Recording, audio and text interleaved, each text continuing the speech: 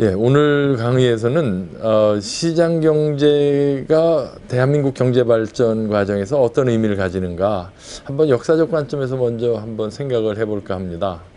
1960년대만 해도 우리나라 국민소득이 1인당 100달러가 안 됐을 때 아시아에서 최빈국이라고 했죠. 뭐 아시아에서 최빈국이 아니라 어떻게 보면은 동남아나 아프리카나 남아메리카 다 합쳐서 최빈국 중에 하나였는데요. 지금은 이제 경제 규모로는 세계 14대 경제 대국이 돼서 오스트레일리아나 네덜란드나 멕시코와 같은 수준의 이제 경제 규모를 갖게 됐고요. 사실은 4, 5년 전만 해도 러시아, 인도하고 어깨를 나란히 하는 경제 규모를 갖고 있었죠. 그동안에 이제 그 두 나라가 좀 성장률이 높아서 우리보다 사이즈가 커졌지만요. 그래서 이렇게 그 어렵고 아시아에서 가장 가난했던 나라였다. 무슨 뜻이냐면 필리핀, 인도네시아, 말레이시아, 태국 이런 나라들이 우리보다 잘 살았다는 얘기죠. 사실은 필리핀은 우리나라 6.25 때 군대도 보내주고요. 원조도 주고 그러던 나라였습니다. 그런데 그랬던 나라가 지금은 경제적 침체가 오래 반복되면서 지금은 오히려 우리가 도와주는 나라가 되고 말지 않았습니까? 그래서 이렇게 국가의 흥망이라는 게 무슨 그리스 로마, 무슨 고구려 신라처럼 몇백 년에 거쳐서 흥망이 아니라 20세기 역사, 100년 역사만 봐도요. 그동안에 뜨고 가라앉은 나라가 많습니다. 그래서 불과 한 세대 만에 한강의 기적이라고들도 하고요. 뭐 한국만의 비밀이 있다고도 하는데 어쨌거나 대한민국이 아주 세계 경제 사상 전례 없는 예외적인 역사를 만들어냈죠. 그리고 그 역사는 지금도 진행됩니다. 그래서 지금도 오늘도 동남아나 아프리카나 남미의 많은 개도국들이 그 나라의 지도자들과 기업인들과 국민들이 열심히 일하는 이유는 사실은 대한민국 때문이라고 해도 과언이 아니에요. 왜냐하면 해도 빈곤을 못 벗어난다면은 의욕이 없겠죠.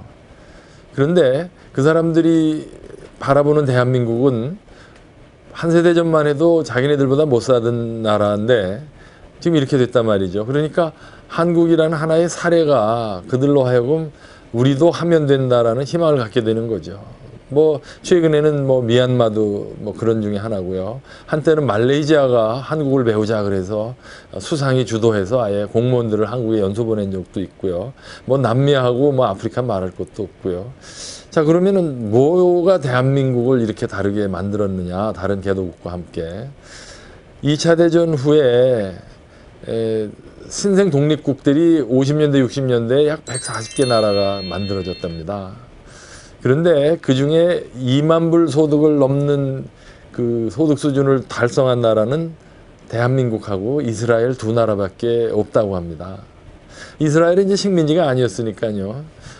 이스라엘을 뺀다면 사실은 식민지에서 독립해서 반세기 만에 최후진국에서 선진국으로 진입한 나라는 대한민국밖에 없는 것이죠.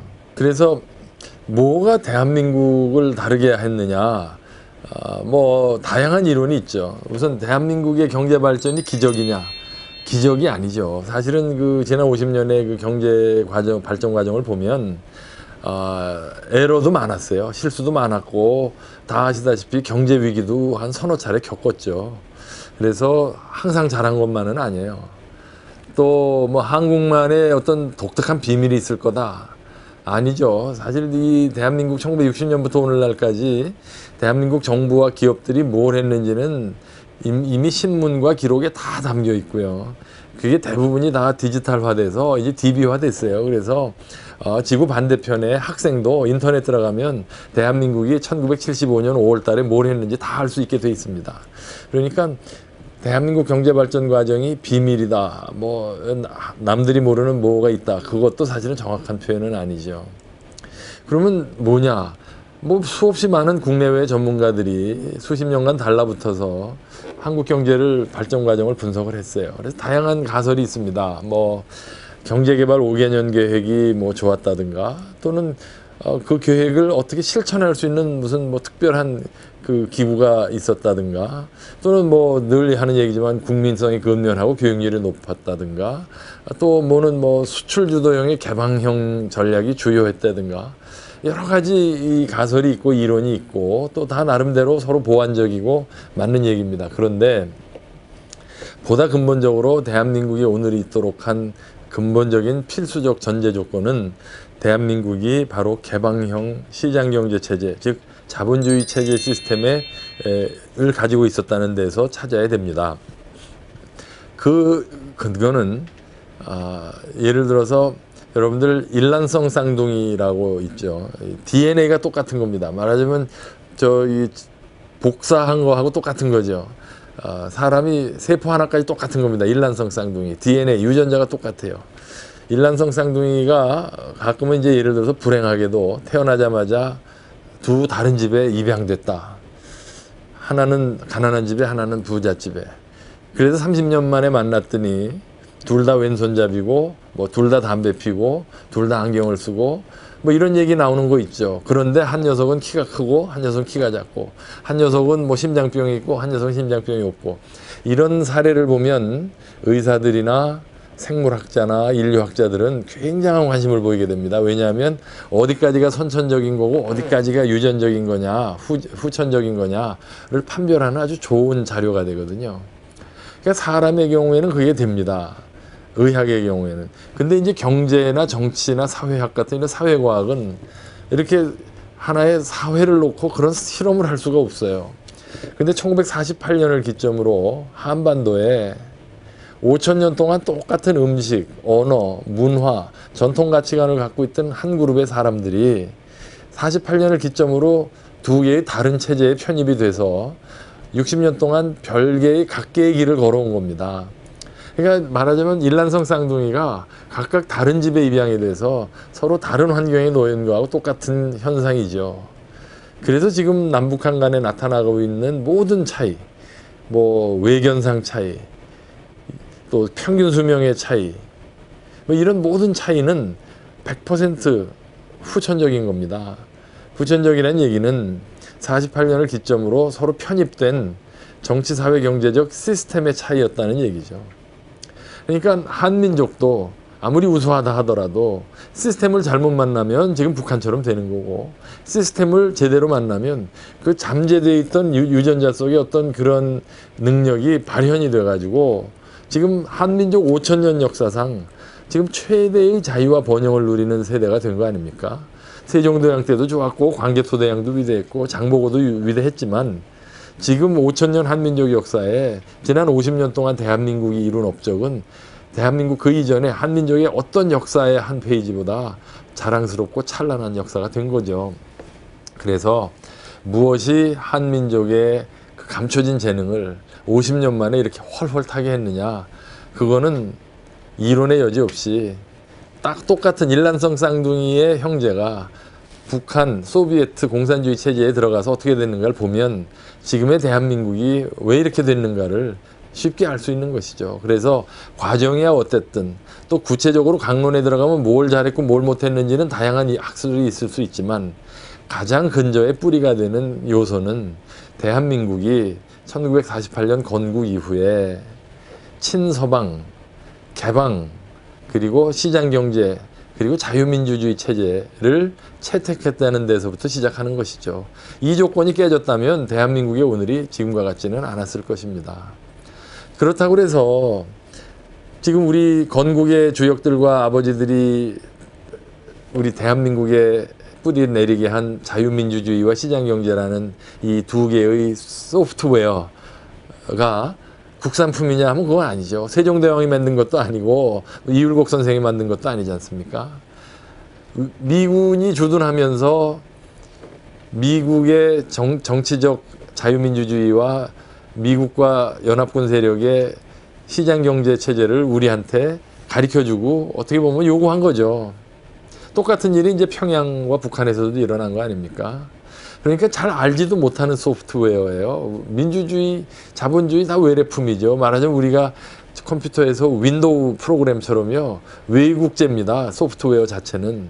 그거를 이제 한국화 해가지고 배워가면서 50년 동안 우리의 부모 세대와 조부모 세대와 우리의 선배들은 시행착오도 겪어가면서 고쳐가면서 우리가 지금 보듯이 유일하게, 사실상 신생 독립국 중에 유일하게 정치적 민주화와 경제적 선진화를 이룬 것이죠. 그래서 대한민국이 뭐 민주주의 우리가 만든 것도 아니고 어떻게 보면 강요된 건데 시행착오가 있었죠. 독재도 있었고 또 정치적으로 아직도 불완전하고 답답한 점은 많지만 그래도 번듯한 민주주의 체제를 갖췄고요. 또 자본주의는 더합니다. 시장경제 체제는 정말 누가 알기나 했겠습니까?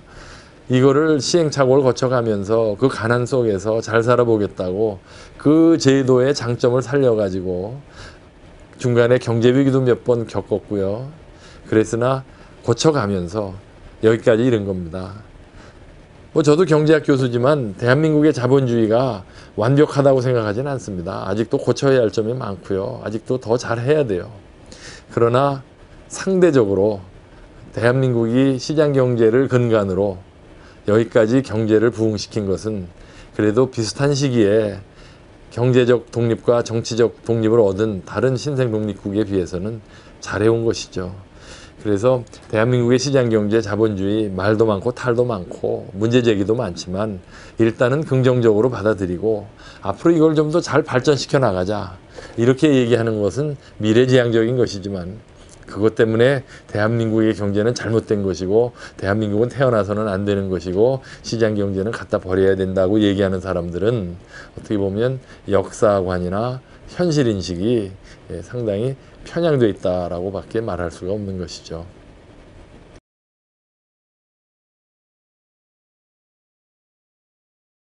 대한민국 경제 발전이 기적이다.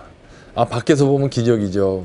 1960년대 초에 61년에 우리나라 1인당 국민소득이 87달러였는데 그랬던 나라가 실질소득 기준으로 50년 만에 20배가 올라간 거거든요. 그러니까 한강의 기적이고 그때 전 국민의 대부분이 절대빈곤 하에 있다가 지금 이제 여기까지 왔으니까 기적이다 그러는데 사실은 기적이 아니죠. 그 과정에서 상당히 많은 시행착오가 있었고 우리 뭐 외환 위기도 겪었었고 또 뭐 아주 그 고통스러운 구조조정 과정도 거쳤죠. 크게 보면은 그 올바른 선택을 잘못된 선택보다 더했고 그리고 거기에 더해서 약간의 행운이 더 가해져서 겉으로 보면 이제 기적 같은 일이 벌어졌죠. 지금 대한민국의 국민소득이 작년에 막 23,000불 좀 넘은 걸로 나오는데요. 명목소득이. 그 경제학에서는 이제 그 구매력 평가 기준이라는 게 있습니다. 그러니까 이제 여러분들 일본이나 유럽 같은 데 가보면 물가가 비싸다는 느낌 많이 받으실 때가 있을 겁니다. 그래서 이게 국민소득이 명목소득이 높아도 그 나라의 물가가 비싸면은 실질 소득은 높지 않을 수도 있거든요. 그래서 이제 경제학자들은 물가 수준을 반영해서 구매력 평가를 한다고 하는데요. 이 구매력 평가 기준으로 보면은 대한민국이 32,000불이 넘습니다. 그리고 일본 바로 다음입니다. 그리고 이건 뭐 한국 경제학자들 얘기가 아니고요. 그 유명한 이코노미스트지라는 잡지가 작년에 한국 경제를 평가하면서 유럽 유럽 유니언의 평균 실질 국민 소득보다 대한민국이 조금 더 높다 이렇게 얘기를 하더라고요. 그러니까 분명히 기적을 이룬 건 사실이죠. 한 세대 만에 절대 빈곤을 탈출하고 선진국의 반열에 갔으니까요. 그러나 말씀드린 대로 기적 뒤에는 수많은 시행착오와 눈물과 한숨과 그리고 약간의 행운이 덧붙여졌었다 이렇게 평가할 수 있겠죠.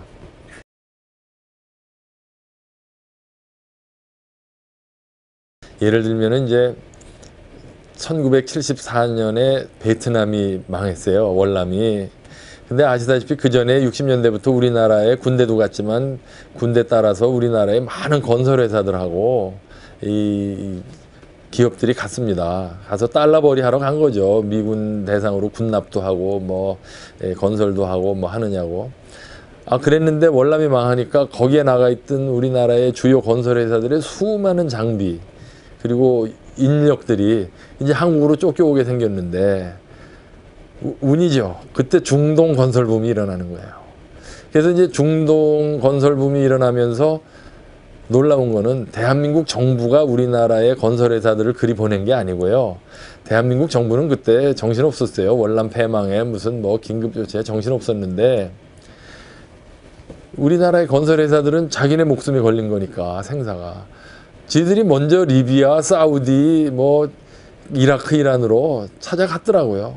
그래서 우리도 모르는 사이에 정부가 주도한 것도 아니에요. 건설회사들이 월남 망할 줄 알고 그 무렵부터 건설 장비하고 인력을 다 중동으로 빼내간 거죠. 그러니까 그때 중동 건설 붐이 일지 않았으면 그때 월남에 진출했던 우리나라의 많은 건설회사들과 기업들이 상당히 어려움에 처할 수도 있었다. 이런 것들이 이제 하나의 행운의 하나라고 할 수 있죠. 기적이 아니고 그 사람들의 살기 위한 투쟁이었네요. 그렇죠. 네. 사실은 그 경제가 올바른 정책 몇 가지로 뜰 수 있고 잘 살게 된다면 세상에 가난한 나라가 어디 있겠어요. 그러니까 그때는 이제 박정희라는 어떤 그 경제 발전에 아예 그 운명을 건 하나의 그 이제 정치 지도자가 있었고 또 그때 이제 5, 60년대에 뭐 중소상공인이라고밖에 표현할 수가 없죠. 이병철 삼성 창업자나 정주영 뭐 현대그룹 창업자나 다 보면 뭐 조그만 건설회사 무슨 뭐 설탕회사 뭐 모직회사 하던 분들 아닙니까? 이런 분들이 이제 70년대에 들어와 가지고 중화학공업을 일으키면서 그 경제 발전에 코미트한 약속을 한 대통령 정치적 지도력과 그리고 그들과 함께 그 민간 경제를 고도화시킨 그 위험 부담을 마다하지 않은 이런 1세대 창업 기업인들 이런 사람들이 이제 죽기 살기로 사실은 우리 애들은 우리보다 잘 살 거다. 그리고 지금 우리가 이렇게 고생을 하지만 언젠간 우리 발 뻗고 편하게 살 날이 온다라는 그 믿음 하나를 가지고 사실 살았다고 해도 과언이 아닙니다. 뭐 요즘 뭐 몇몇 방송이나 언론에서 언급했지만 독일로 간 광부, 또 간호사, 또 월남에 간 그 군인들 이런 얘기를 들으면은 참 뭉클한 얘기들이 많죠. 그때 왜 그렇게 했겠습니까? 왜 중동의 열사의 사막에서 그렇게 정말 몸이 부서지게 일을 했겠습니까? 그리고 번 돈의 100%를 한국으로 송금한다는 게 그게 뭘 의미하는 겁니까? 그게 다 지금 고생하지만 이 고생 끝엔 낙이 있고 우리 애들은 내 덕분에 잘 살 거다. 그게 있었거든요. 그게 대한민국 경제발전 50년사의 그 의미입니다. 당시 한국은 세계에서 가장 못 사는 나라였습니다. 유엔에 등록된 나라 120여 개국. 당시 한국의 국민소득은 고작 67불. 세계에서 인도 다음으로 못 사는 나라가 바로 우리 한국이었습니다. 가난한 한국에 돈을 빌려줄 나라는 지구상 어디에도 없었습니다. 지푸라기라도 잡고 싶은 마음에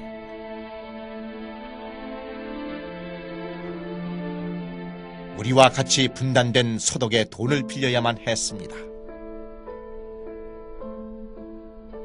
1억 4천만 마르크.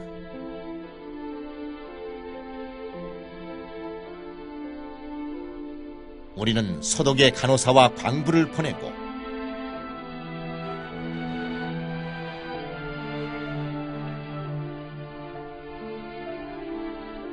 봉급을 담보로 잡혔습니다.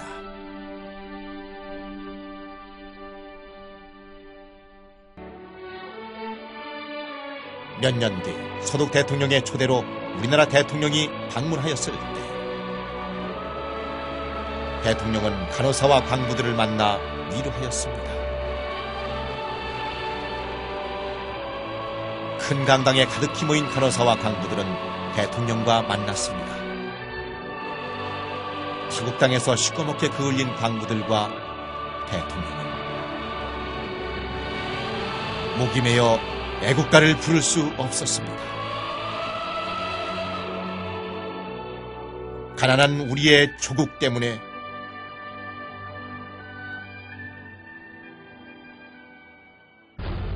우리는 강해져야 합니다. 열심히 우리 후손들을 위해서, 우리 후손들만큼은 결단코 타국에 팔려나오지 않도록 열심히 일합시다. 눈물에 담긴 대통령이 말을 죽이고 눈물을 흘리자 강부들과 간호사들은 모두 함께 울었습니다. 하지만 그 눈물은 슬픔의 눈물이 아니었습니다. 우리의 누님들과 형님들의 피땀으로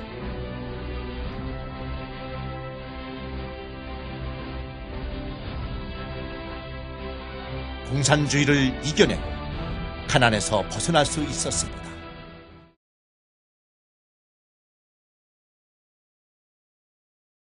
우리 지금 이제 어느 나라나 다 마찬가지인데요. 일본, 싱가포르, 홍콩 다 그 과정 거쳤다고 하는데 국민소득이 10,000불 실질소득을 넘어가면 일종의 이 사람들의 라이프 스타일이 바뀝니다. 그러니까 그 이전에는 절대빈곤 탈출과 의식주 문제 해결이 이 당면과제니까 정말 치열하게 일하고 시간 남으면 일도 하고 따블잡 뛰고 돈 더 버는 게 목표였는데 대체로 실질소득 10,000불을 넘어가면 이 사람들이 이제 여가, 인권, 환경, 무슨 뭐 삶의 질 이런 걸 이제 따지는 단계가 와요. 대한민국도 80년대 중반에 5,000불 넘어가면서 이제 그런 증상이 좀 나타났죠. 노동 공급이 줄고 근로 시간이 단축되고 일본도 그랬고 홍콩, 싱가포르도 다 그랬습니다. 그래서 지금 저도 대학 교수지만 요즘 신입생들 보면은 어떻게 보면은 이 풍요 속에서 태어나서 지금까지 잘한 거예요. 물론 개개인은 뭐 집안이 어렵고 학비 벌어서 알바해야 되고 뭐 인생이 왜 이렇게 힘드냐 그러지만 사실은 30년 전, 40년 전의 세대에 비하면 태어날 때부터 핸드폰하고 인터넷 들고 나온 세대고 그리고 적어도 먹고 사는 문제는 해결된다고 믿고 있는 사람들 아닙니까? 그러니까 한 세대 전에 월남이나 중동의 사막에 가서 뼈 빠지게 일하던 때의 우리 대한민국 분위기와 지금 21세기에 이제 우리 대한민국의 어떤 그 경제하려는 의지는 아무래도 좀 차이가 있죠.